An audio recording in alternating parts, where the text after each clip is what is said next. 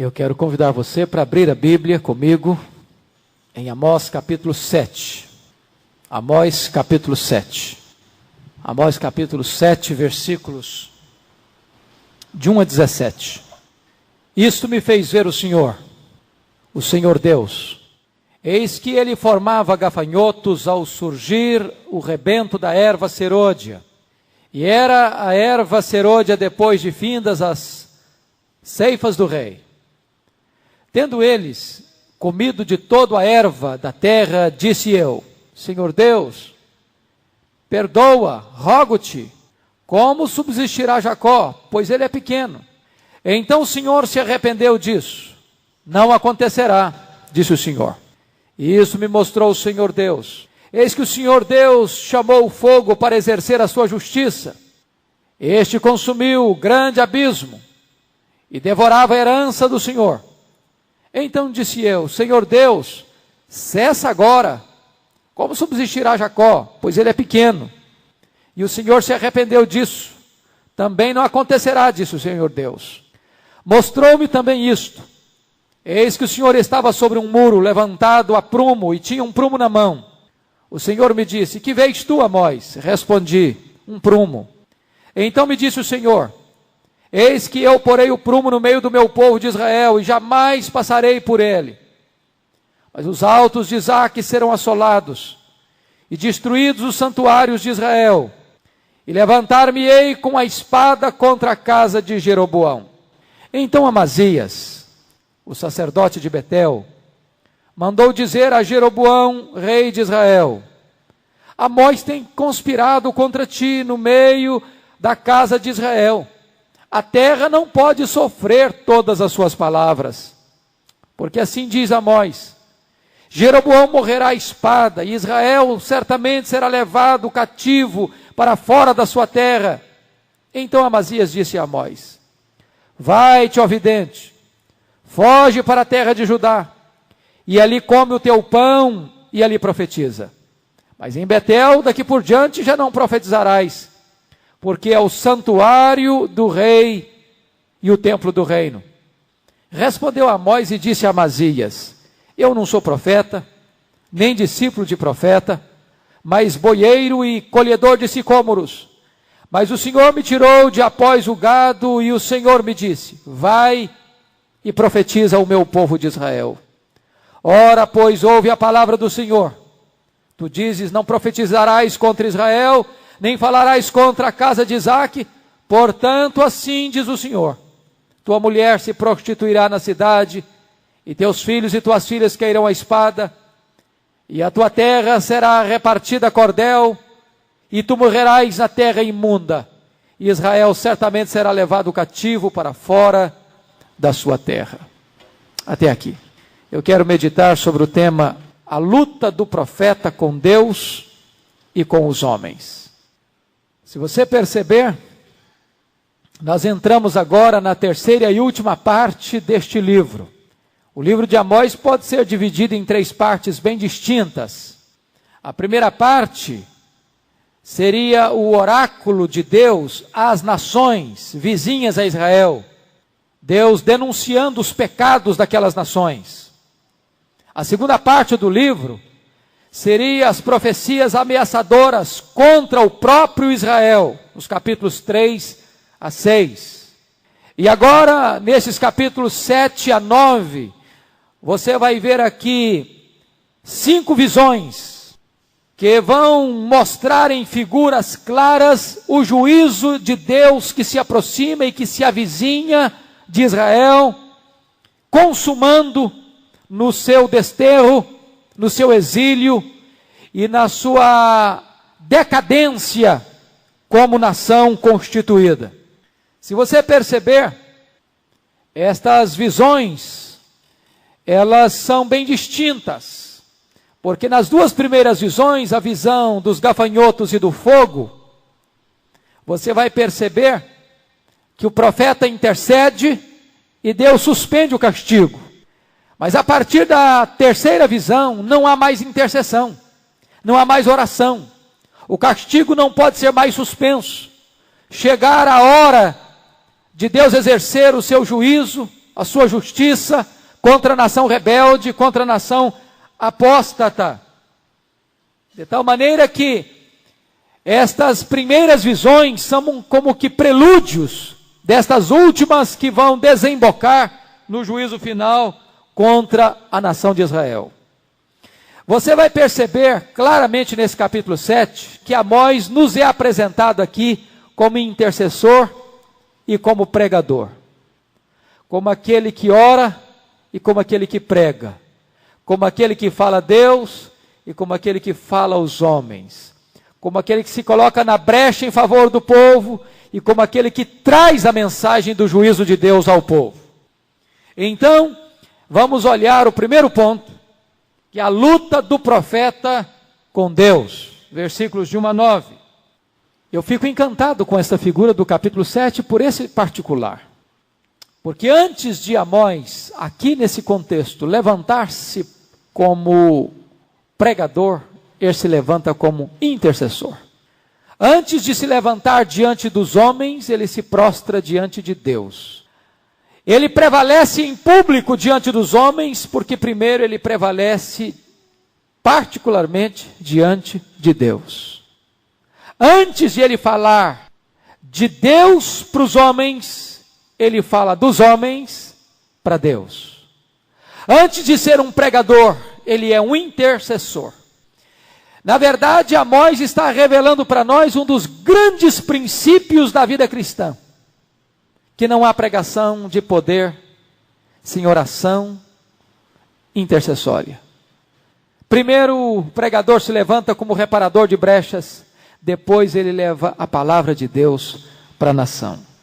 Os apóstolos entenderam isso. Lá em Atos 6,4 diz a Bíblia que eles se dedicaram à oração e ao ministério da palavra. Primeiro eles se colocaram na brecha em favor do povo, depois anunciaram a palavra de Deus ao povo. Eu quero então chamar a sua atenção para nós olharmos esse texto. Com a sua Bíblia aberta, acompanhe comigo. Primeiro ponto que você vai ver aí é o juízo de Deus revelado. E esse juízo de Deus revelado vai aparecer em termos de visões. E você vai perceber claramente o que está acontecendo. Versículo 1, versículo 4, versículo 3, tem a mesma perspectiva. Isso me fez ver o Senhor, versículo 1, versículo 4. Isso me mostrou o Senhor Deus, versículo 4. Versículo 7, mostrou-me também isto. E você vai ver que quando ele chega no capítulo 8, na quarta visão, ainda permanece a mesma tônica. O Senhor Deus me fez ver isto. Na quinta visão ele vai mudar. Capítulo 9, viu o Senhor. Então, estas visões são introduzidas pela mesma maneira. Isso me fez ver o Senhor, isso me mostrou o Senhor, isso me fez ver o Senhor. Na última visão, ele viu o próprio Senhor. O que é que Deus está mostrando para Amós? Primeiro lugar, versículo 1. Deus me fez ver isto. Ele formava gafanhotos ao surgir o rebento da erva serôdia. Primeira coisa que Deus mostra, a primeira visão que Amós tem é a visão dos gafanhotos. E você se lembra que os gafanhotos são pragas, que são juízo de Deus, que são emissários de Deus, que são mensageiros de Deus, para trazer um juízo de Deus a esta nação rebelde. Mas aqui Amós não tem apenas uma visão de insetos devastadores. E os gafanhotos, eles são implacáveis, porque eles, ao mesmo tempo que comem, defecam. É por isso que quando um bando de gafanhotos entram numa lavoura, eles a destroem completamente. E esse bando de gafanhotos não é apenas um bando de insetos que surgem por acaso, mas diz o texto que foi Deus quem fez esses gafanhotos. E a primeira verdade que você nota aí é que Deus forma esses gafanhotos. E a palavra que aparece aí na língua, eis que ele formava, essa palavra formava aí, na língua hebraica, é a mesma palavra para modular um vaso. Do oleiro que forma um vaso, que cinzela um vaso, que molda um vaso. De tal maneira que os gafanhotos estão sendo aqui formados, forjados, modelados por Deus para cumprir um propósito de Deus. Eles cumprem uma tarefa, uma missão que o próprio Deus lhes delega. Segundo lugar, você vai ver que não apenas eles são formados por Deus, mas eles são formados por Deus para um propósito específico. Olha aí, versículo 1 ainda. E formava gafanhotos ao surgir o rebento da erva serôdia. O que significa isso? Trocando isso em miúdos, é que Deus está cortando a renda do governo. Esta erva serôdia, tinham 2 colheitas em Israel. A primeira delas, da erva serôdia, era consagrada aos cofres públicos. Era para pagamento dos impostos. Era a colheita que poderíamos dizer que era as primícias. A primeira colheita. E esta colheita toda era para o rei. Era dedicada ao sustento de toda a máquina do rei. Vocês sabem que o rei Jeroboão II foi o rei expansionista, guerreiro, que tinha um grande exército, que tinha uma grande máquina política, e que para sustentar tudo isso, ele exigia esses tributos, que vinham dos campos, porque naquela época a sociedade era agrícola, não era uma sociedade industrial. De tal maneira que todo o sustento do rei, todos os impostos, tudo aquilo que precisava manter a máquina política, vinha do campo, vinha da lavoura. E este agente divino, do juízo divino, cortando este broto da safra serôdia, da primeira safra, estava dizendo o seguinte: Deus está cortando toda a sustentação, todo o provento, todos os recursos dos cofres públicos. Deus estava deixando este governo de cofres limpos e vazios. Mas você nota o seguinte, em segundo lugar, você vai perceber em terceiro ponto aí, que Deus corta a fonte de renda do povo. Versículo 2. Tendo eles comido de toda a erva da terra, disse eu, Senhor Deus, perdoa, rogo-te, como substituirá Jacó? Não apenas cortaram esta erva serôdia, mas esta segunda erva, que era a segunda safra, estava completamente devastada.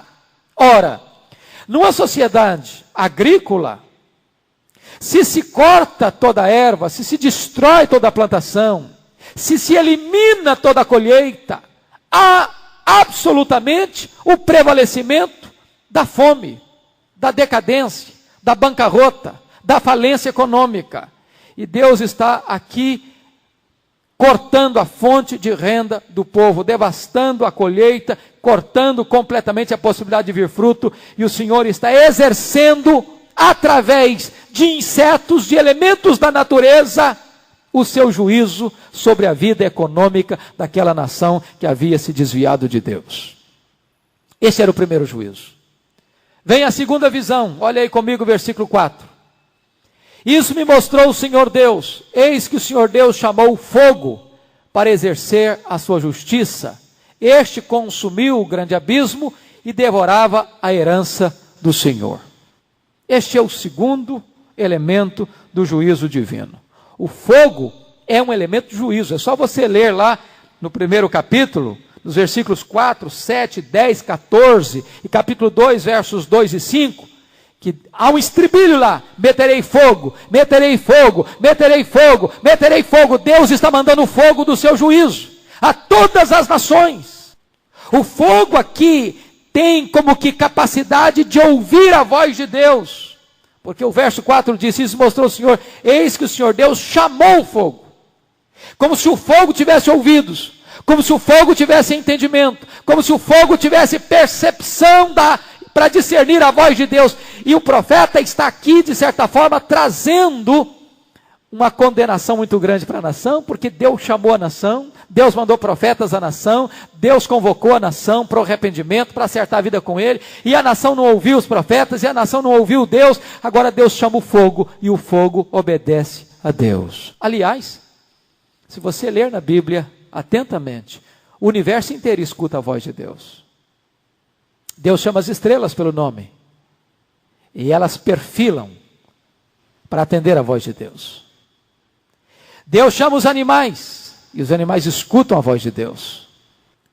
Deus diz a um grande peixe, e ele vai lá e cumpre o propósito de Deus na vida de Jonas. Deus fala para um verme, e o verme vai lá e corta aquela ramagem que cobria a cabeça de Jonas. Deus diz para uma mula, e uma mula profetiza. Deus diz para os ursos, e eles vão lá e exercem o juízo sobre os meninos que zombavam do profeta Eliseu. Deus diz para o sol, e o sol escuta a voz de Deus. Deus diz para os demônios, e eles se apressam em obedecer à voz de Deus. Deus diz para os anjos, e eles se tornam ministros de Deus, prontamente para ouvir e obedecer à voz de Deus. Deus diz para o fogo, e o fogo escuta a voz de Deus. E Deus está dizendo, Deus diz para a nação de Israel, e a nação de Israel, o povo da aliança, não quer escutar a Deus. O universo inteiro escuta Deus, e o seu povo não quer ouvi-lo. E o que Amós quer fazer questão de pontuar para nós aqui, primeiro é que Deus é quem traz o fogo. Se você perceber, irmãos, vocês perceberem, neste livro, o juízo todo está sendo trazido não por acaso. Não é a Síria que está vindo, como não foi a Babilônia que veio contra Jerusalém. Não são apenas planos políticos que estão dirigindo a história por trás dos bastidores. Eu chamo a sua atenção para você olhar comigo aí o que está acontecendo. Olha aí, capítulo 7, verso 9. A parte B, e levantar-me-ei com a espada contra a casa de Jeroboão. Olha aí, capítulo 8, versículo 2. Jamais, lá no finalzinho, jamais passarei por ele. Olha aí, capítulo 8, versículos 9 e 10. Farei que o sol se ponha. Versículo 10. Converterei as vossas festas em luto e todos os vossos cânticos em lamentações. Versículo 11. Enviarei fome sobre a terra. Capítulo 9, versículo 2. Ainda que desçam ao mais profundo abismo, a minha mão os tirará de lá. Se subirem ao céu, de lá os farei descer. Ou seja, sempre é Deus como agente do seu juízo. Não há coincidência.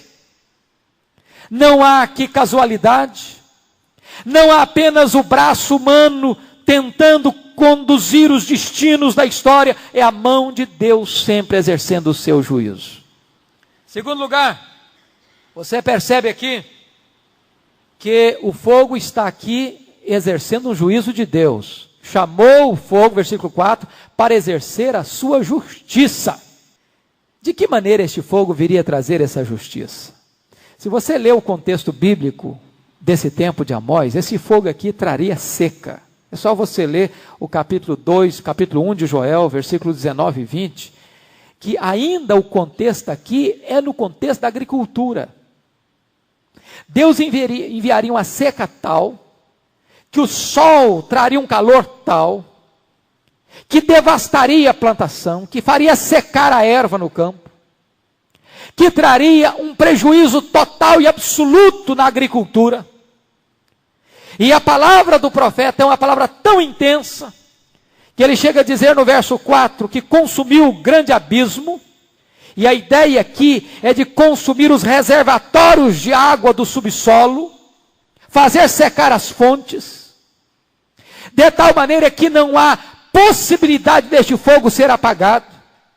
É como se Deus estivesse dizendo, olha, eu vou trazer juízo sobre a terra, não apenas trazendo gafanhoto para destruir a plantação, mas eu vou consumir por completo toda a possibilidade de existir fruto sobre a terra.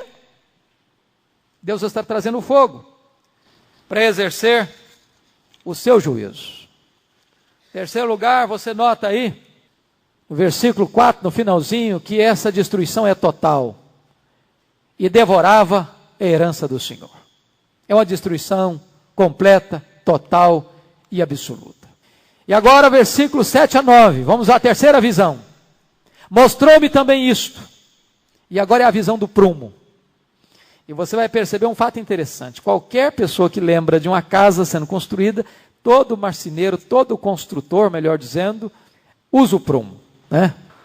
Você tem uma peça de chumbo pendurado num barbante, e ele é colocado perpendicularmente, E ao colocar num muro, numa parede, vai perceber se esta parede tem alguma sinuosidade. Se essa parede não estiver sendo construída, esse muro não estiver sendo construído absolutamente perpendicularmente, de uma forma reta, esse muro está fadado a cair e a desabar.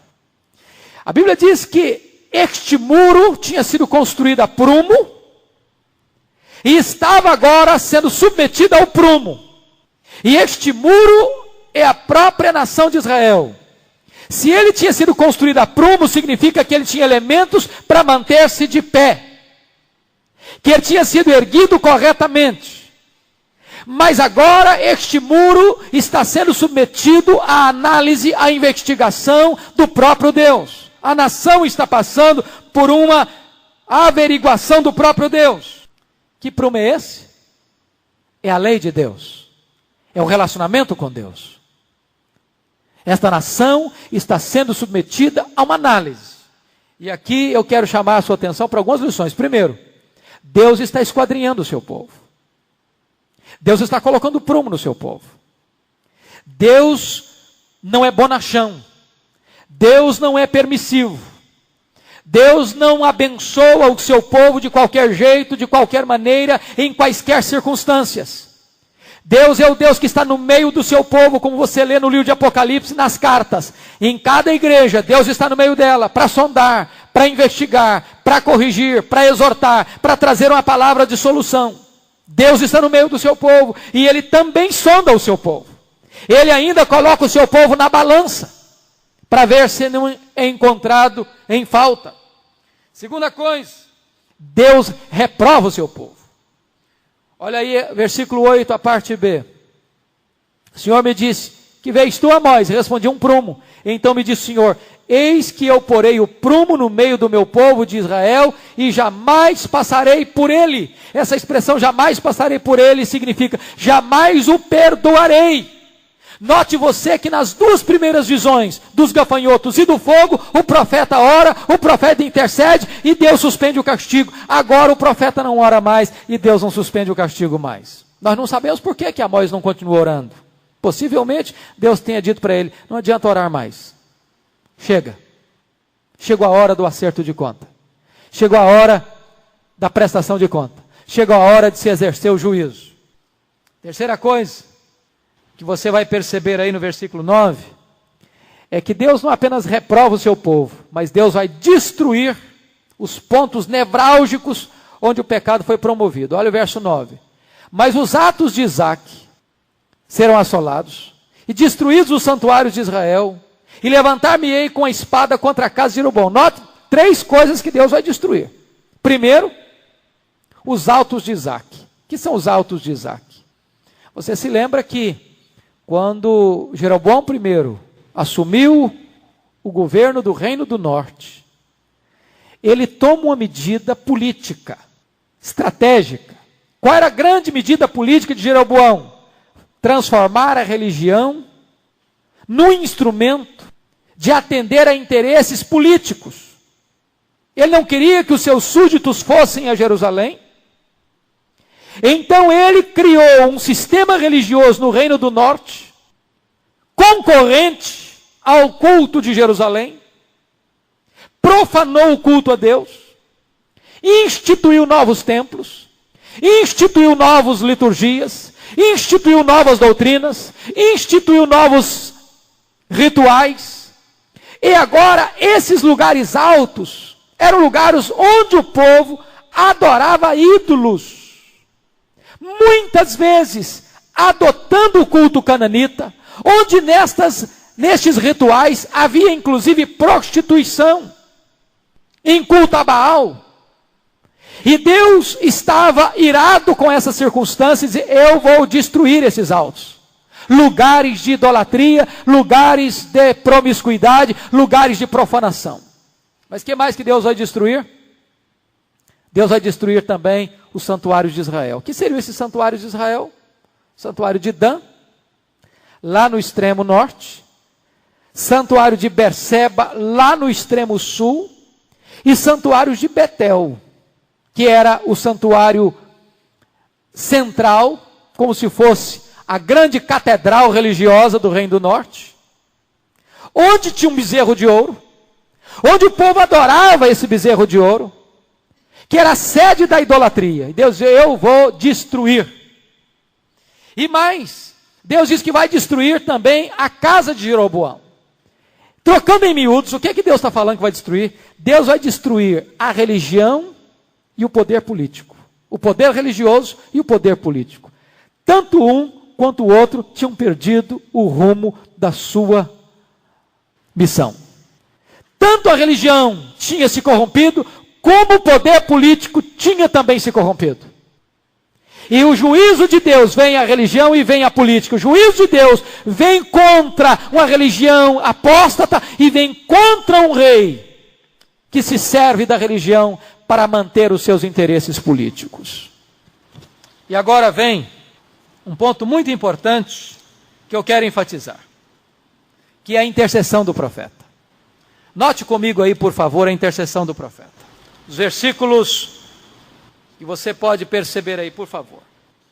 2, 3, 5 e 6. Você vai notar no versículo 2: Senhor Deus, perdoa, rogo-te, como subsistirá Jacó? Então o Senhor Deus se arrependeu. Versículos 5 e 6. Então disse eu: Senhor Deus, cessa agora, como subsistirá Jacó? Pois ele é pequeno. E o Senhor se arrependeu disso. Também não acontecerá, disse o Senhor Deus. Eu acho maravilhosa essa colocação, porque Amós aqui está engrossando as fileiras dos grandes intercessores em favor de um povo. Lembra você que Abraão intercede por Sodoma e Gomorra? E ele vai diminuindo o número. E a Bíblia diz que lembrou-se de Abraão e tirou Ló e a sua família. Você se lembra lá em Êxodo 32 que Deus tinha tomado a decisão de destruir a nação peregrina de Israel no deserto, e Moisés se apresenta como reparador de brecha: Senhor, perdoa este povo, ou se não risco o meu nome do livro que escreveste. E diz a Bíblia que Deus perdoa a nação por causa da oração de Moisés. Você se lembra de Samuel, que disse que longe de mim pecar contra Deus, deixando de orar por vós.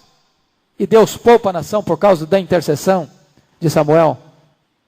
Você se lembra do profeta Eli, orando, o profeta Elias, orando no Carmelo, pedindo a intervenção de Deus, e o povo cai de joelhos, gritando: só o Senhor é Deus, só o Senhor é Deus. Você se lembra de Paulo, dizendo que preferia ser anátema, perder-se, para que o seu povo, o povo judeu, pudesse conhecer a graça de Deus e ser salvo. Amós está engrossando a fileira desses intercessores. E é uma coisa maravilhosa saber que muitas vezes Deus poupou nações, suspendeu juízos e preservou cidades e nações por causa da oração de seu povo. Ao ponto do profeta Ezequiel, no capítulo 22, 30, dizer que Deus olhou do céu e buscou um homem sequer para se colocar na brecha em favor de Judá, e por não ter encontrado sequer um intercessor, a nação foi levada embora para o cativeiro. Então eu chamo a sua atenção para nós olharmos a oração de Amós. Primeira marca da oração de Amós é que ela foi uma oração movida por profunda compaixão. Veja que a base da oração dele não é porque o povo tenha méritos, e nem porque o povo está quebrantado com pano de saco e cinza, como Nínive se arrependeu diante da pregação de Jonas. Não há nenhuma convicção de pecado em Israel, mas há uma profunda compaixão no coração do profeta. E é nessa base que ele ora. Segundo, ela é endereçada a Deus, não apenas com compaixão, mas também com profunda humildade. Veja você, que o conceito que os nobres tinham de si mesmos era um conceito extremamente elevado. No capítulo 6, versículo 1, eram homens notáveis, da principal das nações. Esse era o conceito que este povo tinha de si mesmo. A principal das nações, que os líderes tinham de si mesmo, homens notáveis. Mas quando o profeta vai orar, diz: Deus, perdoa, porque ele é pequeno. Pequeno. Como subsistirá? Ele é pequeno. O povo olhava para si e dizia: nós somos grandes, nós somos os primeiros, nós somos os principais, nós somos os notáveis. Mas Amós olha para a mesma situação, para as mesmas pessoas, e tem uma opinião não humanista, não ufanista, mas uma visão real. É um povo pequeno, por mais que seja orgulhoso, por mais soberbo, é pequeno e não pode subsistir diante do castigo de Deus. Terceiro lugar, ele é feito com um notório senso de urgência. Notório senso de urgência. Olha aí comigo, por favor, o que ele vai dizer para nós. Por favor, observe comigo aí. Capítulo 7, versículo de número 5. Então disse eu: Senhor Deus, cessa agora. Senhor Deus, cessa agora. Este homem entende que se aquele fogo devastador prolongasse, não haveria esperança. Este homem ora com humildade, com compaixão e com profundo senso de urgência. Ele entende que a intervenção de Deus precisa ser imediata. Quarto lugar, ela é fundamentada absolutamente na misericórdia divina. No versículo 2, Senhor Deus, perdoa, rogo-te, como subsistirá Jacó? O que eu chamo a sua atenção é que ele não reivindica nada aqui para o povo, no sentido de: Deus, olha, esse povo está quebrantado, olha, Deus, esse povo se humilhou, olha, Deus, esse povo está cumprindo a tua aliança, olha, Deus, tu prometeste que se o teu povo se humilhar, tu haverias de suspender o castigo. À luz lá da oração da aliança de 2 Crônicas 7,14, se o meu povo, que se chama pelo meu nome, se humilhar e orar e me buscar e se converter, então eu perdoarei. Não havia essa contrapartida do povo, não havia arrependimento do povo, não havia conversão do povo. Então ele só pode pedir uma coisa: Deus, perdoa. Ele roga, ele pede. E as duas palavras que ele mais usa aqui são fortes, que dependem da misericórdia de Deus: Senhor, perdoa e cessa. E finalmente, em quinto lugar, a oração de Amós é vitoriosa em seus resultados. Porque nas duas situações que ele ora, a Bíblia diz que Deus se arrepende e diz: isso não acontecerá. Deus se arrepende e diz: também isso não acontecerá. Deus suspende imediatamente o juízo. Irmãos, se nós pudéssemos compreender o poder de Deus exercido pela oração, nós oraríamos mais. É tolice pensar que a oração não muda as coisas. É tolice pensar que a oração não reverte circunstâncias.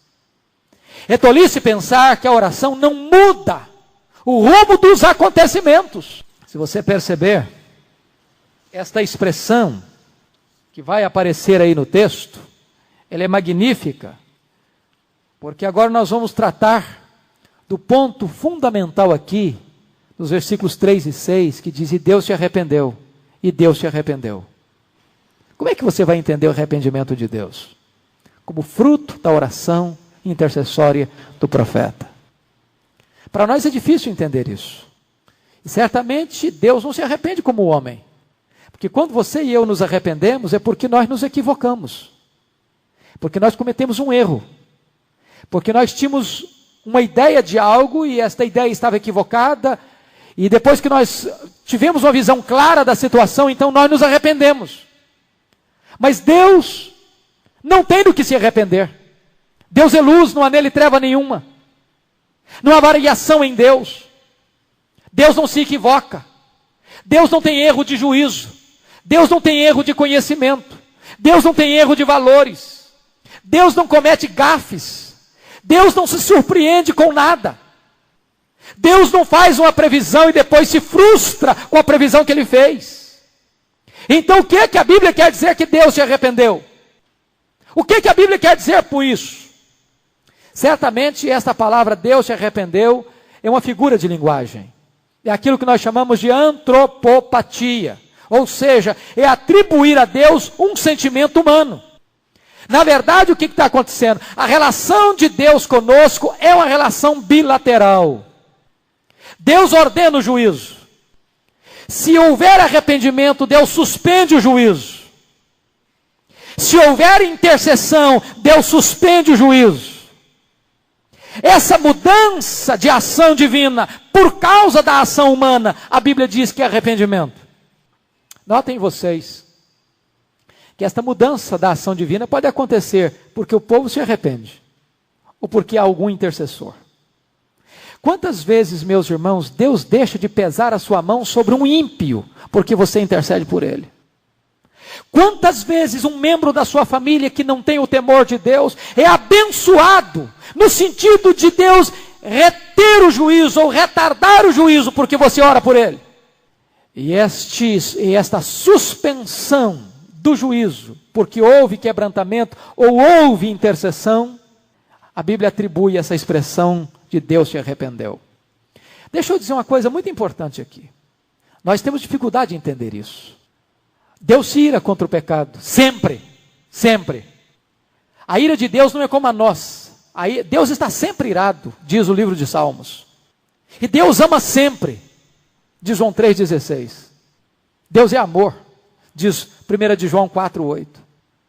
Ao mesmo tempo que Deus está sempre irado por causa do pecado, Deus está sempre amando por causa da sua benignidade. Ora, mas um atributo não pode excluir o outro, e um atributo de Deus não pode eliminar o outro. Como que pode então Deus, na sua ira, lembrar-se da misericórdia? Como pode então o amor de Deus suplantar a sua misericórdia? Se Deus não pode apenas fazer de conta que Ele não está vendo o pecado. E aqui está um ponto glorioso da doutrina evangélica. O que suspende a ira divina, para que em vez da ira, Ele aplique a sua misericórdia, é o sacrifício do seu Filho Jesus Cristo. Paulo diz em Romanos que Deus passou por cima dos pecados, para aplicar a sua ira e a sua justiça no seu Filho. E quando Deus vê o sacrifício do seu Filho, Ele é capaz de atender a oração de Abacuque. Senhor Deus, na tua ira, lembra-te da misericórdia. E Deus aplica a misericórdia por causa dos méritos do seu Filho na nossa vida.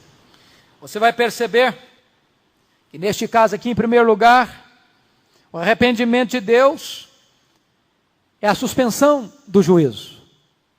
Os gafanhotos são desviados para o mar, e o fogo que estava para destruir tudo cessa. Segundo lugar, o arrependimento de Deus tem a ver com o abrandamento da ira, conforme nós acabamos de expressar.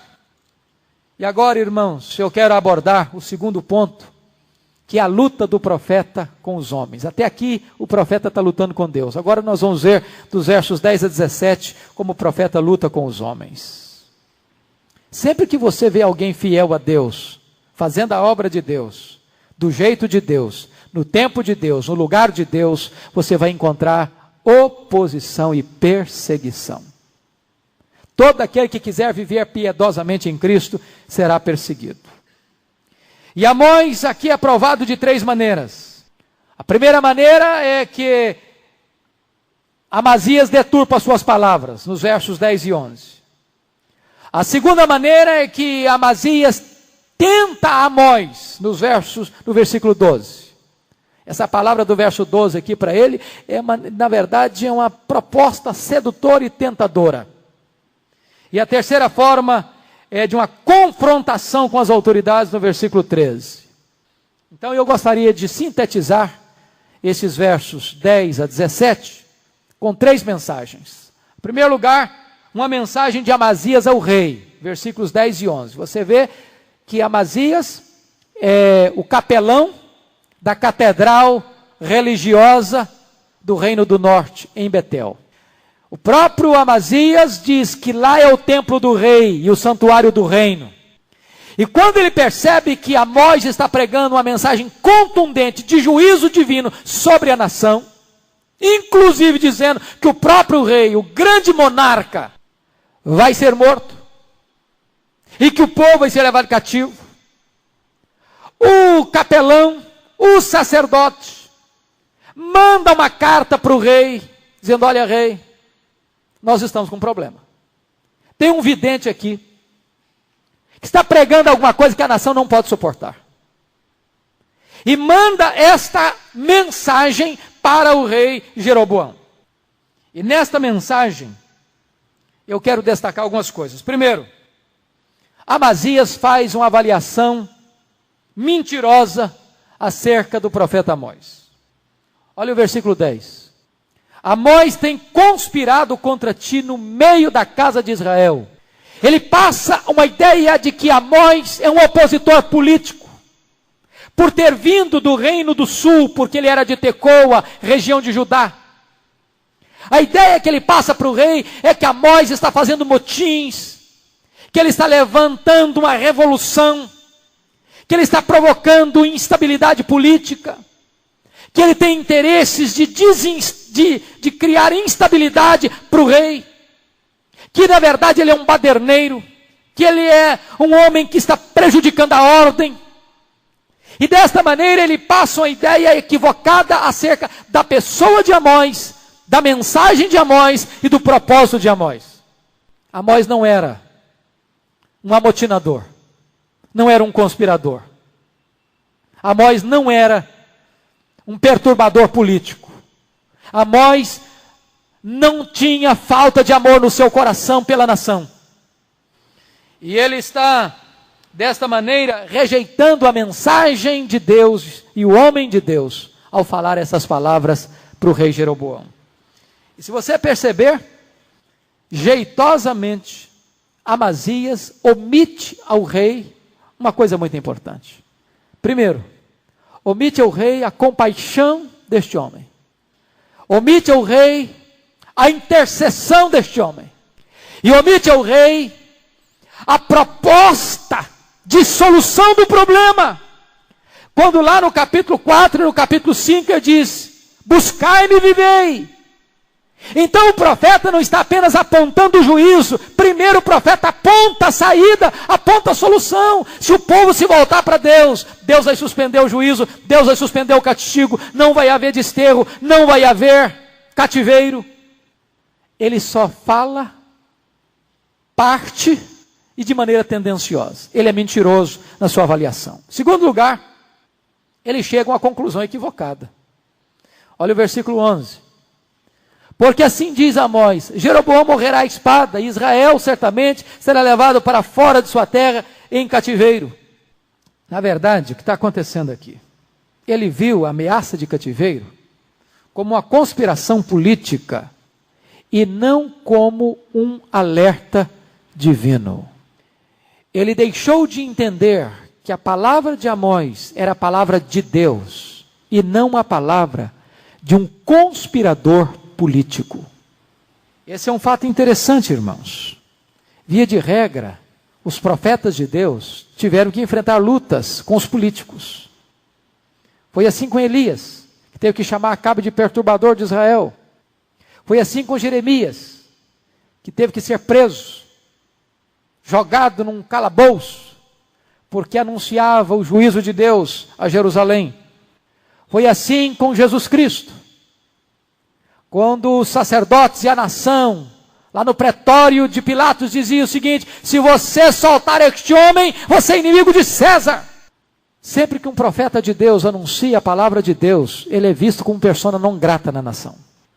É mais fácil bajular os reis do que trazer a mensagem de juízo de Deus aos reis. Segundo lugar, vamos ver uma mensagem de Amazias ao profeta. Agora não é a mensagem de Amazias ao rei, agora é uma mensagem de Amazias ao profeta Amós, versículos 12 e 13. Olha aí comigo. Então Amazias disse a Amós, e eu vou destacar alguns pontos aí dessa mensagem. Primeiro, você nota um preconceito logo identificado na fala de Amazias. Vai-te, ó vidente, Essa palavra vidente aqui é uma palavra desdenhosa para referir-se às visões de Amós. Ele pensou que Amós estava trazendo agouros acerca do futuro de Israel. Ele pensou que Amós era apenas um visionário com ideias extravagantes de males imaginários. Por isso chama de vidente. Segundo, note aí uma prepotência declarada no versículo 12 da parte B. Foge para a terra de Judá e ali come o teu pão e ali profetiza. O que ele está falando aqui? Ele está igualando Amós a ele mesmo. Lembrem que Amazias está trabalhando no templo do rei, no santuário do reino. Ele não está a serviço de Deus, ele está a serviço de um homem. Ele não está a serviço do rei dos reis, ele está a serviço de um rei ímpio. Ele é um sacerdote mercenário, ele é um profissional da religião.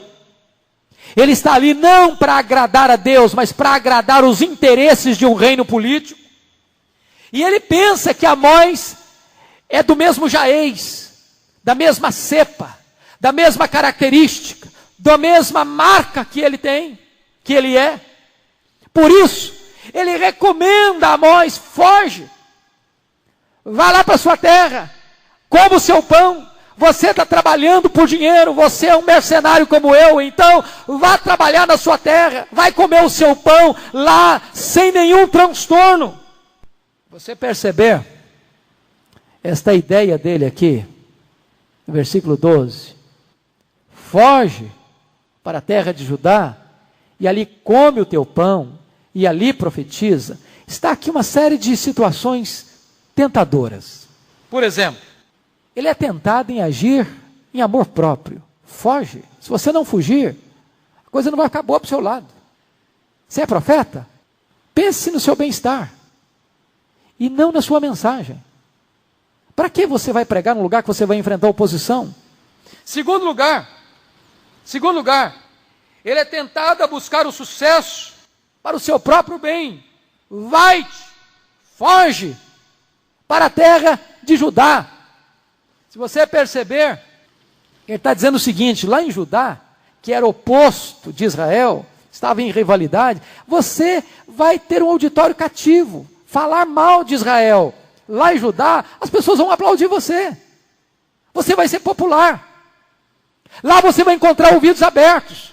Lá você vai encontrar popularidade na sua pregação. E ele está tentando Amós ainda, com segurança. E ali come o teu pão. Você não quer dinheiro? Você não quer salário? Você não quer conforto? Você não quer benesses? Vá para lá como o seu pão, faça o seu trabalho, tranquilo. Ele está comparando Amós a ele mesmo. E agora ele dá uma ordem descabida em terceiro lugar, versículo 13. Mas em Betel daqui por diante não profetizarás. Uma ordem descabida. Ele está dizendo o seguinte: aqui é nossa praia, aqui é nossa área, aqui mandamos nós. É como o Sinédrio tentou dizer para os apóstolos: vos ordenamos expressamente não encher Jerusalém com a vossa doutrina. Mas os apóstolos disseram: julguem vocês o que nós vamos fazer. É melhor obedecer a Deus do que obedecer aos homens. Quarto lugar, uma apostasia diagnosticada na palavra de Amazias a Amós. Olha aí, versículo 13, parte B. Porque é o santuário do rei e o templo do reino. Por isso que você não vai profetizar aqui. Porque aqui é o santuário do rei e o templo do reino. O que Amazias está dizendo? Que havia um concubinato espúrio entre o governo e a religião. Entre o templo e o palácio. Entre a política e a religião de Israel. Betel não era mais casa de Deus. Betel era a casa do rei. Betel não era mais o santuário do Deus dos deuses. Betel era a religião de um rei ímpio. Finalmente, uma mensagem de Amós a Amazias. E aqui a gente fecha. Então a primeira foi a mensagem de Amazias ao rei. Segunda, a mensagem de Amazias a Amós. Em último lugar, a mensagem de Amós a Amazias. Versículos 16 e 17. Você vai notar aqui, nessas palavras de Amós, 3 coisas muito bonitas. Primeiro, ele vai falar da autoridade da vocação. O Senhor me disse, vai. Segundo, a autoridade da revelação. Vai e profetiza. Terceiro, a autoridade do comissionamento. Vai ao meu povo Israel. Mas eu quero destacar aqui estas verdades com mais detalhes. Primeiro, Amós destaca a sua vocação. É o seguinte, eu não sou profeta, não sou filho de profeta, eu sou boieiro, colhedor de sicômoros, mas foi Deus quem me disse, vai e profetiza. Notem vocês que quando este homem é perseguido, quando este homem é acuado, é o senso de vocação que lhe dá coragem para prosseguir em seu ministério. Ele não é um voluntário. Ele não está profetizando por vontade própria. Como Paulo disse, eu não sou apóstolo por vontade própria. Ele tem consciência de que Deus o chamou. E a consciência do chamado é algo extremamente importante para você exercer o seu ministério. Você saber que onde você está, foi Deus quem colocou você ali, para fazer o que Deus mandou você fazer.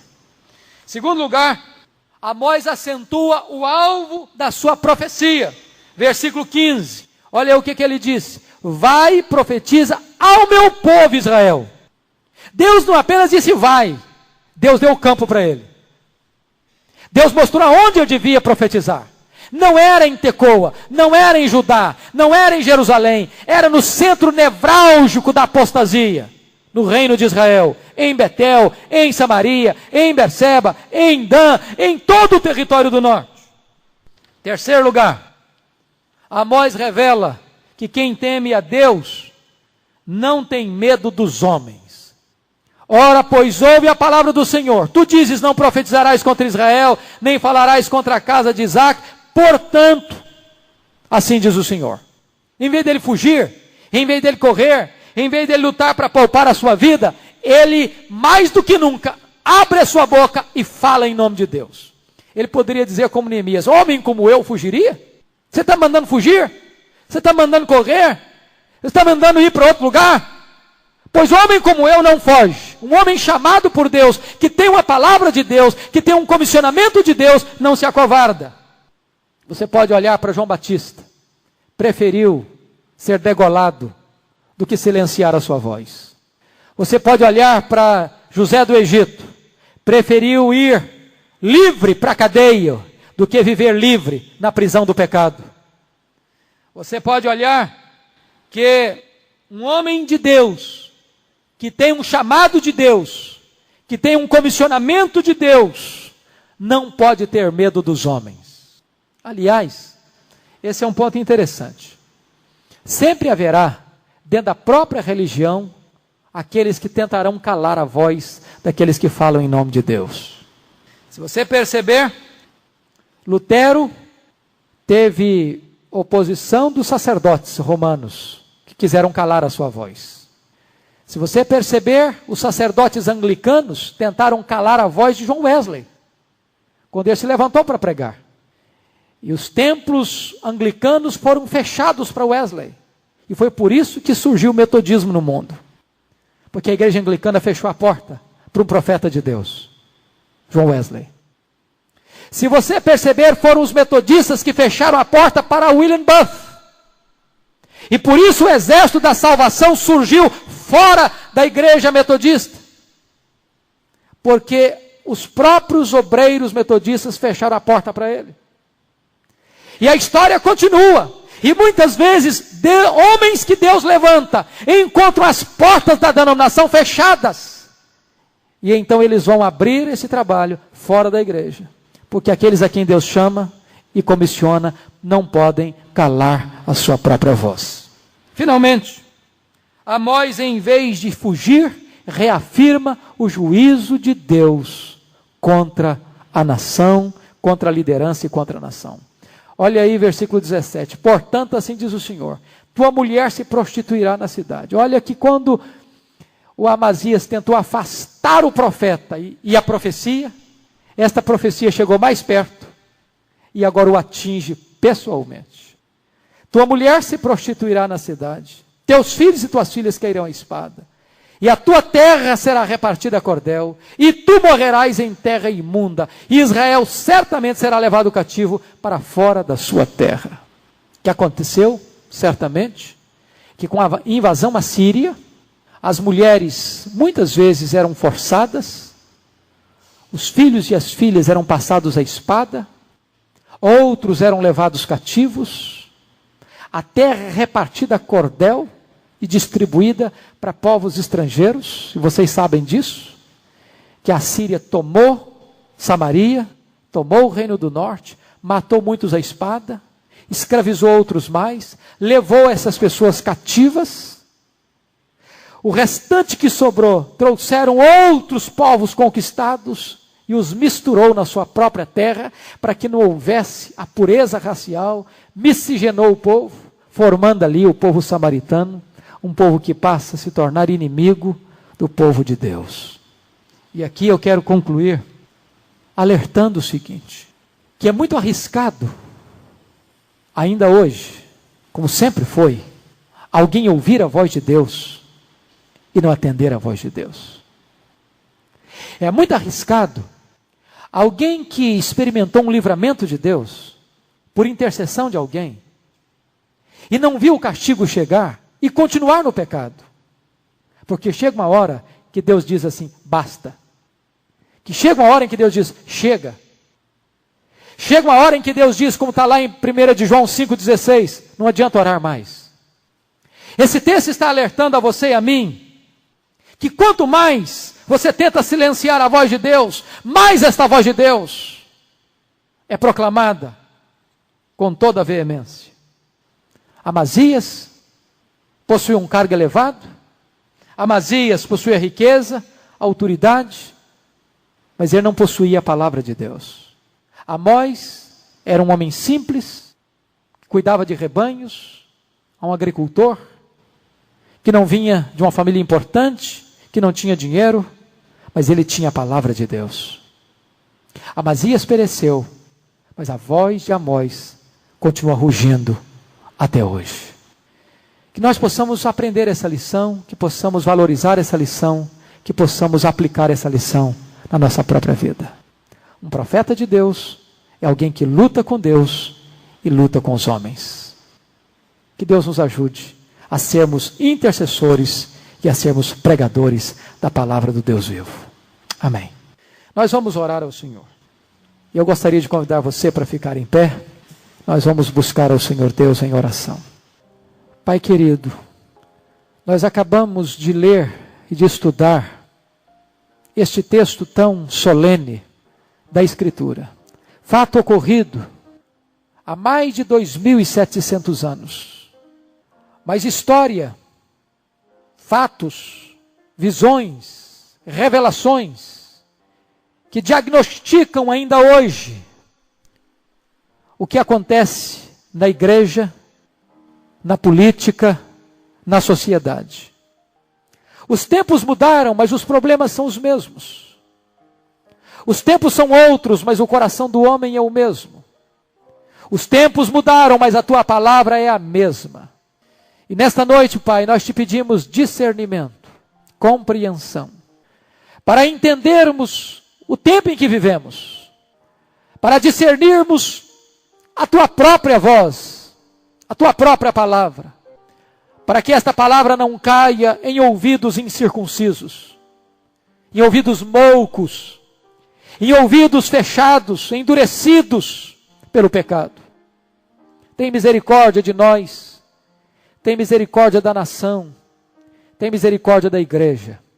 Te rogamos, meu Deus, que tu nos deis a compaixão de Amós, a humildade de Amós, e a coragem de Amós. Que jamais calemos a nossa voz, mesmo quando somos perseguidos. Que jamais deixemos de apresentar as nossas súplicas, mesmo quando o povo não se arrepende. Meu Deus, torna-nos intercessores e torna-nos atalaias, em nome de Jesus. Agora te pedimos, Pai, que tu possas visitar o coração de cada pessoa que veio aqui nesta noite. pois tu bem sabes as tensões, as lutas, as carências, as necessidades, os conflitos de cada coração aqui presente.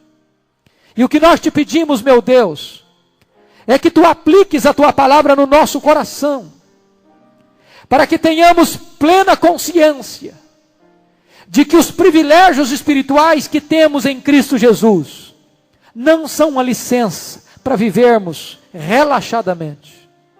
Ao contrário, Senhor, quanto maior o privilégio, maior a responsabilidade de vivermos uma vida santa e irrepreensível na tua presença. Aplica a tua palavra, portanto, em nossa vida, em nosso coração, e santifica-nos e fortalece-nos em nome do Senhor Jesus. Amém. Amém.